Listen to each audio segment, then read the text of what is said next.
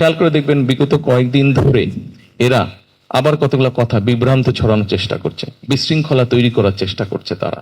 সেই জন্য আমি বলছি যে আমরা যে একসাথে কাজ করছি, দেশটাকে যে একটা সঠিক রাস্তায় আমরা নিয়ে আসার জন্য চেষ্টা করছি। এখানে আমরা নির্বাচনের আগে যেভাবে একসাথে কাজ করেছি, আপনাদের কাছে আজকে হুজুরের দোয়া নিয়ে আমি বলতে চাই, আপনাদের সকলকে আমি অনুরোধ জানাতে চাই যে আমাদের আগামী দিনগুলোতে আমাদেরকে একসাথে থাকতে হবে। হ্যাঁ, একসাথে আমাদেরকে থাকতে হবে। হ্যাঁ, আমি জানি এখানে কিছু আপনারা দাবি দেওয়া উপস্থাপন করেছেন, রাষ্ট্রমন্ত্রী সালাউদ্দিন সাহেব উনি কিছু ব্যাখ্যা দিয়েছেন। আমরা পর্যায়ক্রমিকভাবে চেষ্টা করব, আমাদেরকেও বুঝতে হবে আরো এই দেশে তো আরো মানুষ বাস করে। আমরা চাই এমন একটা বাংলাদেশ তৈরি করতে যেখানে বাংলাদেশের সন্তানরা খেয়ে পড়ে বেঁচে থাকবে, শান্তিতে থাকবে। বিভিন্ন মানুষ আমরা একসাথে শান্তিতে থাকব।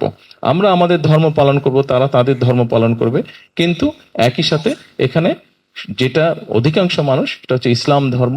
এখানে ধর্ম হিসাবেই ইসলাম হিসাবেই এটা আমরা এগিয়ে নিয়ে যাব আমাদের দেশটাকে ইনশাল্লাহ।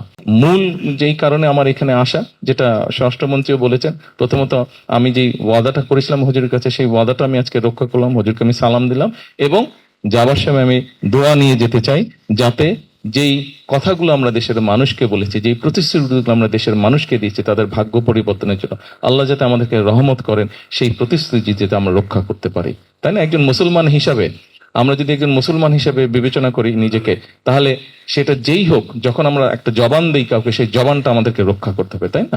জবান যদি রক্ষা করতে না পারি, তাহলে তো এটা কাজটা ঠিক হলো না।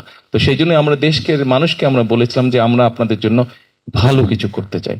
আসুন আমরা হাত তুলে আল্লাহর কাছে দোয়া করি, আল্লাহ যাতে আমাদেরকে সেই রহমত দেন, যাতে আমরা দেশের মানুষের জন্য ন্যায় বিচার প্রতিষ্ঠা করতে পারি, দেশের মানুষের জন্য ভালো কিছু করতে পারি, যাতে দেশের মানুষ শান্তিতে থাকতে পারে। আবারও পরিশেষে আপনাদের সবাইকে আন্তরিকভাবে ধন্যবাদ জানাতে চাইছি, আপনাদের সকলের কাছে দোয়া চাইছি এবং একই সাথে আমি হুজুরের কাছে আমাকে যে দায়িত্ব দিয়েছেন, এই দায়িত্ব যাতে আমি ঈমানের সাথে পালন করতে পারি আমার শেষ দিন পর্যন্ত। জি, ইনশাল্লাহ পরবর্তীতে আবার আসবো, তখন অন্য বিষয়ে আলাপ করবো। আজকে যেহেতু সালাম এবং দোয়ার জন্য এসেছি, আজকে আর অন্য কথা বললাম না।